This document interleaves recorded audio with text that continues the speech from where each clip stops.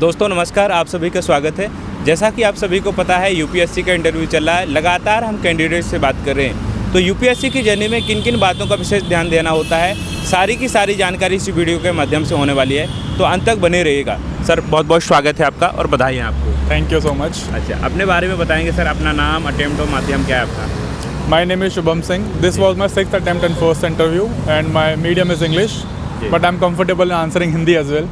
Okay, So जो आपको ठीक लगे आप वैसे पूछ सकते हिंदी हैं। में ही करिए क्योंकि ज़्यादातर हमारे जो व्यूअर्स हैं वो हिंदी में कंफर्ट रहेंगे। हाँ बिल्कुल। हाँ, तो अपने बारे में ये तो बता दिया है। आज जो इंटरव्यू रहा, कैसा रहा आपका interview?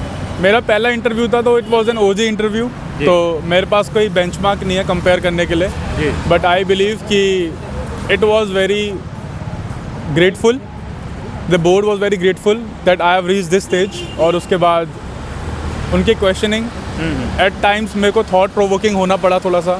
Eight times some questions were predictable, so it was mixed bag of questions, but interaction was very good. I was talking to people of highest level, so it reflected that, अच्छा and I felt very great in the committee of those people. अच्छा। और sir कितने minute का interview रहा आपका? Sir मैंने table अपने round उससे निकला था मैं 10 बजे, 5 मिनट शायद वेट किया होगा, and I came out at 10:40। तो जो मैंने टाइम देखा 10:40 के आसपास देखा, तो होपफुली 30-35 मिनट्स का रहा होगा। इतने मिनट का हुआ है होपफुली। अच्छा, कितने ऐसे सवाल रहे जिसमें आपको ऐसा लगा कि आपको आ नहीं रहे हैं, उसमें सॉरी बोला है आपने लगभग? थोड़े फैक्चुअल क्वेश्चंस थे, जैसे इन्फॉर्मेटाइजेशन एक टर्म उन्होंने पूछा, तो मेरे को अंदाज़ा मैं लगा सकता था, ऐसा नहीं है कि नहीं लगा सकता था, बट आई पार्डन्ड इट कि sir I don't know exactly. बाकी और कुछ फैक्चुअल चीज़ें थी जो शायद, जैसे कुछ डेटा था मीट इंडस्ट्री और वेजिटेबल इंडस्ट्री में कितना कार्बन एमिशन है, मीट इंडस्ट्री में किस में ज़्यादा है, चिकन में, पोल्ट्री में, चिकन पोल्ट्री और बीफ किस कंजम्पशन में किस में ज़्यादा होता है। तो वो क्वेश्चन था, थोड़ा मैंने उसमें बोला कि एग्जैक्टली मुझे नहीं पता, अंदाज़ा मैं ले सकता था, but I refrain from it. अच्छा, छठवां अटेम्प्ट है, लास्ट अटेम्प्ट इसको बोलेंगे आपका, तो इससे भी सवाल रहा है इंटरव्यू में क्या आपसे? हाँ, एक सवाल था कि उन्होंने बोला कि hopefully you will get through, but if not तो आपका प्लान क्या है? तो मेरा आंसर तो यही था कि अगर मैं प्लान बी पे फोकस करता हूँ तो मेरा प्लान ए का फोकस चला जाता है, और rather than focusing on plan B मैं अपनी एनर्जीज यूज़ करूँगा कि अपने प्लान ए को बेटर करूँ, and hopefully if doesn't happen तो my plan B won't be a plan B, it would be plan A for me. अच्छा अच्छा, तो ये बोला नहीं, लेकिन एसेंस वाज दिस। अच्छा, मैं आपको आसान भाषा में थोड़ा बता रहा हूँ, there I was bit formal. So क्या आपकी स्ट्रेटजी रही है शुरुआत से लेके अभी तक? क्या कर रहे थे आप? कहाँ कमियाँ देखने को मिली आपको? कहाँ और इस बार सुधार किया आपने? सर स्ट्रैटेजी तो यही थी कि कमियाँ देखो जी, क्योंकि किया फेल हो गए। आई डेंट हैड द बैकग्राउंड, कोई सर्विसेज में नहीं है, घर से प्रिपरेशन की थी स्टार्टिंग में 5 साल, तो पीयर ग्रुप भी नहीं था। I was relying on YouTube, जो भी इंफॉर्मेशन मिलती थी, प्लस मेरे एक्सपीरियंसेस। अच्छा, कुछ किया प्रीलिम्स में काम नहीं किया, कुछ किया मेंस में काम नहीं किया, तो I was learning from them. Hopefully things got clicked in right time. तो उसके बाद प्रीलिम्स तो नहीं रुका, 23, 24, 25 मैंने प्रीलिम्स क्लियर किया, 2 बार मेंस रुका, तो उसमें भी मेरे को ये पता लग गया कि भाई क्या काम कर रहा है और क्या नहीं कर रहा है। तो मेरी स्ट्रैटेजी थी कि learn from the mistakes and don't repeat them. अच्छा, 3 मेंस आपने लिखे हैं, तीसरा मेंस है ये आपका। शुरुआत में आपका पहले अटेम्प्ट में प्री नहीं हो पाया था जी। अच्छा, तो क्या ऐसे रीजन रहे थे? क्या आपको ऐसा लगा था कि अब हमें ये करना चाहिए तो प्री होगा? सब प्रीलिम्स का तो मेरा ऐसा है कि पहला जब मैंने दिया था 20 में, तो उसमें तो कोई प्रिपरेशन थी ही नहीं। मैंने फॉर्म भरा था, देना भी नहीं था मेरे को, लेकिन ड्यू टू कोरोना वो पोस्टपोन हो गया, तो I got time to prepare modern history, polity. उसके बेसिस पर आई कुड स्कोर 65, तो कॉन्फिडेंस आ गया कि 3 सब्जेक्ट पढ़ के भी 65 आ रहे हैं। Cut off was 80 something. Second attempt में मेरा जीएस क्लियर था, सी साइड में मेरा 1 नंबर से रह गया, and I was pretty sure कि मेरा हो जाएगा, तो मैंने मेंस की टेस्ट सीरीज भी ले ली थी। अच्छा। नहीं हुआ। अच्छा। 1 नंबर सी साइड रह गया। थर्ड वाले में 0.45 से जीएस रह गया, क्योंकि आई वाज श्योर कि प्रीलिम्स तो हो ही रहा है, मेंस की पेपर करते हैं, तो वो नहीं हुआ। उसके बाद देन आई रियलाइज कि something has to go well. तो फिर 23 का mains was a good one, because paper मुश्किल था, मैं मेंटली थोड़ा सा रिजिलियंट हो चुका था, तो mental resilience plus background knowledge जो 3 साल में एक्यूमुलेट हुई थी, इट पेव्ड ऑफ। तो 23 के बाद से I got the strategy how to do the prelims, और फिर अच्छा PYQ आपने कब से लगाना शुरू किए थे? पहले शुरुआत में लगाए थे कि इसके बाद? सब प्रीवियस ईयर क्वेश्चन को लेकर एक बहुत बेसिक चीज़ है कि सब बोलते हैं कर लो, मैंने भी किए थे फर्स्ट टाइम से ही। फर्स्ट साल को हटा दो, सेकंड से तो किए ही थे जब मेरा जीएस मेरा क्लियर हुआ था, लेकिन कैसे करना है कोई नहीं बताता। हाँ, तो वही चीज़, तो वो करने का तरीका मेरे को 23 के बाद पता चला है। एंड उसके बाद से ऐसा हुआ है कि प्रीलिम्स में I got the lead of almost 40 marks, 30 marks, 40 marks. 110 मेरा 24 में था, 100+ मेरा इस बार भी हो गई। तो वो प्रीवियस से कुछ करना है, ये सबको पता है, करता मैं भी था, लेकिन कैसे करना है वो थोड़ा लेट रियलाइज हुआ। आज बता दीजिए कैसे करना है, क्योंकि बहुत सारे जो हमारे देखने वाले sir, it is an open secret कि आपको प्रीवियस से क्वेश्चन करने का मतलब सिर्फ ये नहीं है कि आंसर पता हो, जी जी गलत क्यों है ये पता हो, जी, गलत कैसे बनाया जा सकता है ये भी पता हो। क्योंकि क्वेश्चन में झूठ बोलने का स्कोप बहुत है। मतलब आप ओवरऑल देखेंगे तो, लेकिन अगर सब्जेक्ट वाइज देखेंगे तो बहुत कम है। आप ऐसे समझ लीजिए आपको बन जाना है गर्लफ्रेंड, कि अपने बॉयफ्रेंड की गलती पकड़नी है, तो ज्योग्राफी वाला झूठ कहाँ का बोल सकता है, ओशंस के नाम चेंज करेगा। हिस्ट्री वाला झूठ कैसे बोल सकता है, एम्पायर या किंग्स के नाम चेंज करेगा। पॉलिटी में पार्लियामेंट को प्रेसिडेंट कर देगा, प्रेसिडेंट को पार्लियामेंट कर देगा। एक बार ये चीज़ पकड़ में आ गई, एंड मेरी थिंकिंग है, your eyes can not see what your mind doesn't know. Once your minds no कि ये यहाँ झूठ बोल सकता है, तो आंखें पकड़ने लग जाएंगी। अब पकड़ में एक बार चीज़ आने लग जाती है तो उसके बाद तो फिर मुश्किल है कि कोई क्वेश्चन मिस हो जाए। मतलब तरीका होना चाहिए कि कहाँ पे हमें घुमाया जा रहा है। तो वो झूठ पकड़ने के लिए आपको प्रैक्टिस बहुत करनी पड़ेगी। आई स्टिल रिमेंबर, मैंने 600 question of ancient history, 600 question of every subject 1 गो में 6 घंटे बैठ के सॉल्व किए हैं। अच्छा। तो मेरे माइंड को इतना पैटर्न हो गया था कि झूठ इतना ही बोल सकता है। ठीक है, बारिंग फ्यू एक्सेप्शंस मेरी प्रोबेबिलिटी में काम चलता है, लेकिन अगर 10 में से 8 बार वो चीज़ काम कर रही है, 2 बार नहीं भी करी तो कोई बात नहीं। अच्छा अच्छा, it's all probability game plus the patterning of mind. अच्छा अच्छा अच्छा। जो आप PYQ करते थे, एनालिसिस करते थे, तो उनके नोट्स भी बनाते थे आपके, केवल पढ़ते थे, और जो क्या करते थे? सर 24 में मेरे को एक याद है, 101st रैंक, मैंने उनका इंटरव्यू देखा था, उन्होंने बोला था कि मैं हर साल के प्रीवियस से क्वेश्चन ऐसे करता था जैसे पेपर निकाल के वो, तो मैंने वो चीज़ अडॉप्ट की। एक मेरे को मेरे सर की बात याद आई, उन्होंने बताया था कि उन्होंने सारे क्वेश्चन निकाले, हर ऑप्शन पे रिसर्च की, उनके नोट्स बनाए। जी जी। तो मैंने दोनों यूज़ किया। एंड के 40-45 डेज़ में मैंने अपने प्रीवियस से क्वेश्चन पिक किए 25 साल के।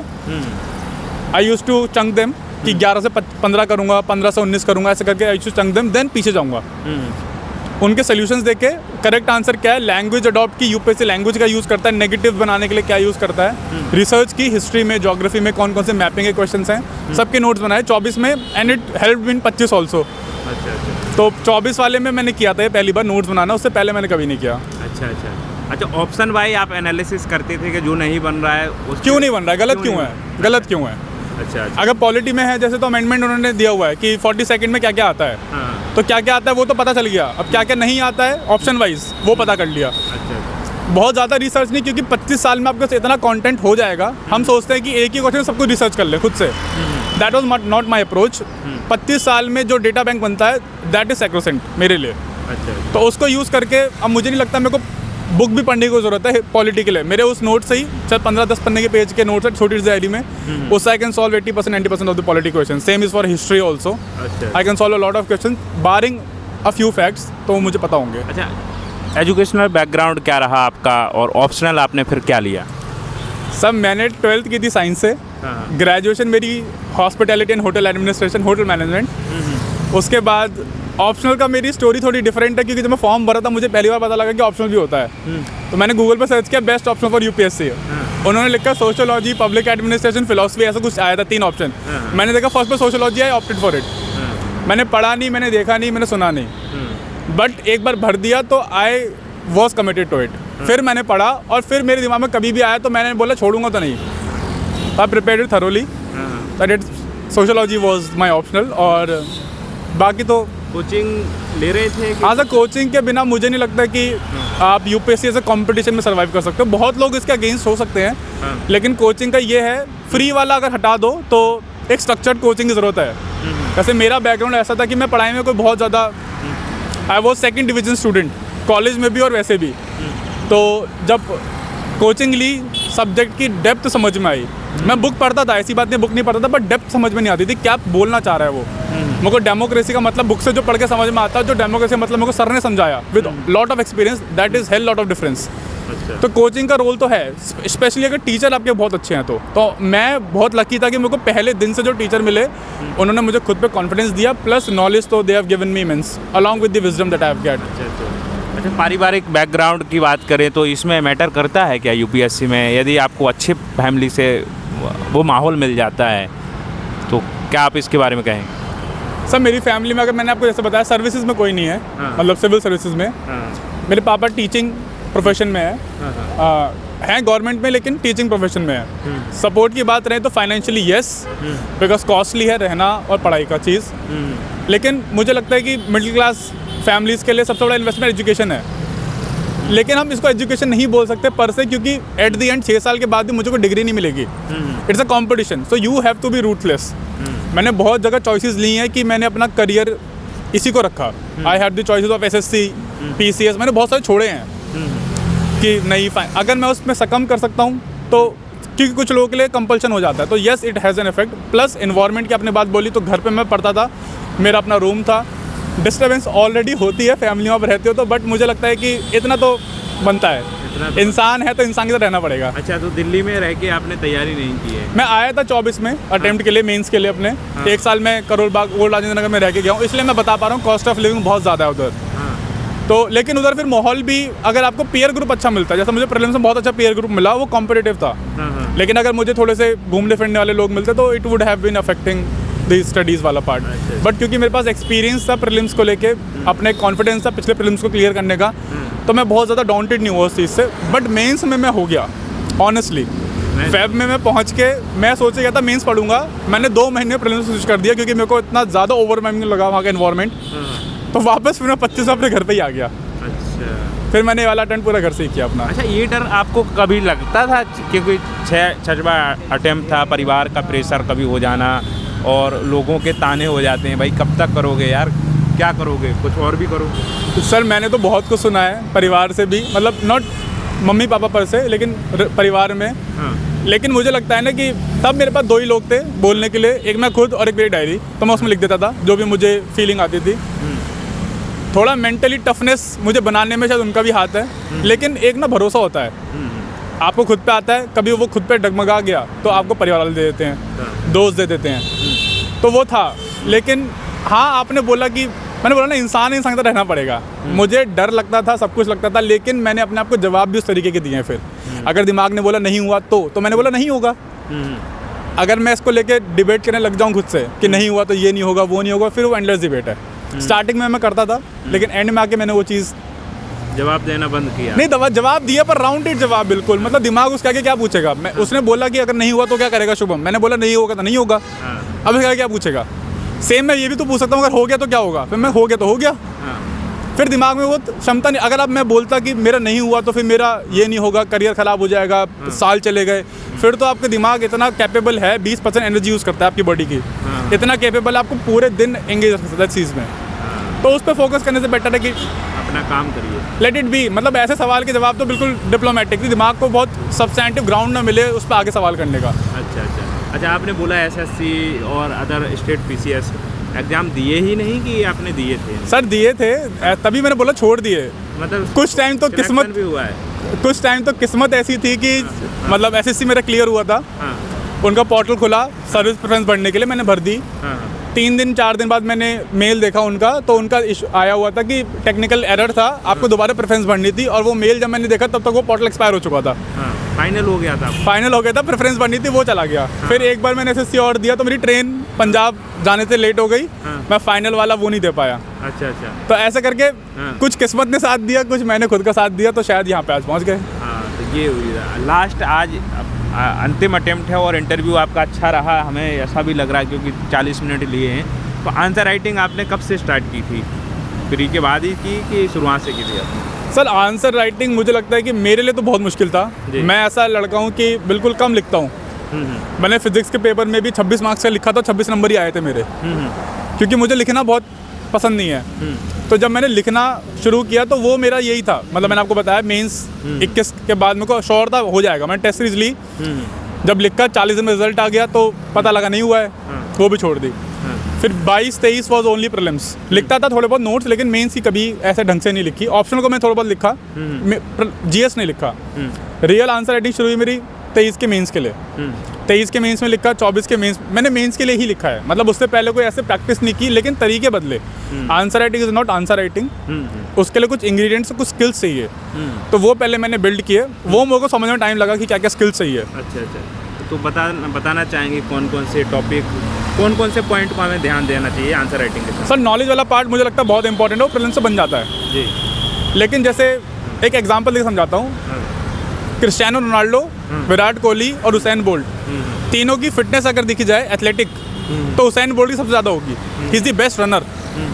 लेकिन अगर बोलें उसको कि बेस्ट फुटबॉल खेल सकता है क्या, नहीं खेल पाएगा, क्योंकि after a level of fitness एक स्किल चाहिए, फुटबॉलिंग के लिए अलग, क्रिकेटिंग के लिए अलग। ऐसे ही यूपीएससी का मेंस आंसर राइटिंग है, एक नॉलेज के बाद आपको स्किल चाहिए, आंसर लिखना कैसे है, प्रेजेंट कैसे करना है, सोचना कैसे, तोड़ना कैसे, स्ट्रक्चर कैसे करना है, वो अगर आपको आ गया तो मुझे लगता है knowledge plus that skill makes दी। और यही प्रीलिम्स में भी है, एक बार नॉलेज आ गई उसको यूज़ कैसे करना है, रिड्यूस कैसे करना है, वो एक स्किल है।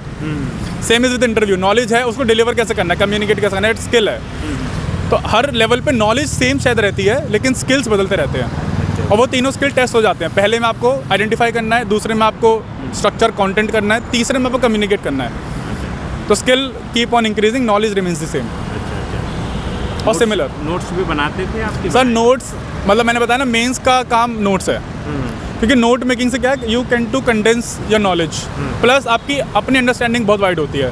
न्यूज़पेपर का आर्टिकल पढ़ा 2000, 3000, 5000 वर्ड्स का है, मैंने उसको 5-10 वर्ड में लिख दिया, तो that is my understanding now. अब उस ऑथर का नहीं बचा, वो मेरा हो चुका है। तो वो नोट मेकिंग बहुत इंपॉर्टेंट है मेंस के लिए। लेकिन मेंस में क्या है, एकेडमिक एक्सरसाइज है, तो वो कंटेंट आपको क्वेश्चन के हिसाब से थोड़ा फ्रेम करना पड़ता है कि मैं इसमें ये यूज़ कर लूँगा। वो सबका अपना अपना हो सकता है, जैसे कोई लोग फैक्ट लिखते हैं, कोई लोग डायमेंशंस लिखते हैं। मैं फैक्ट्स और डायमेंशन वाला ही था, बीच का कुछ, नॉट हमेशा फैक्ट्स या फिर हमेशा डायमेंशन, बीच का कुछ जो मेरे को सूटेबल लगेगा। मेरे को लगता है ज़रूरी है, मैं लिख पाऊंगा तो मैं लिख लूँगा, नहीं लगता तो छोड़ दूंगा, दिमाग याद रख लेगा, भरोसा करना पड़ेगा थोड़ा खुद पे। अच्छा, फिर एनसीईआरटी का क्या रहा आपका? एनसीईआरटी पढ़ी है कि छोड़? सर मैंने बताया आपको, एनसीईआरटी पढ़ेंगे आप तो अच्छा लगेगा, समझ में आएगा, लेकिन जब तक आपको डेप्थ नहीं पता ना, मैंने आपको पहली एक लाइन बताई, your eyes can not see what your mind doesn't know.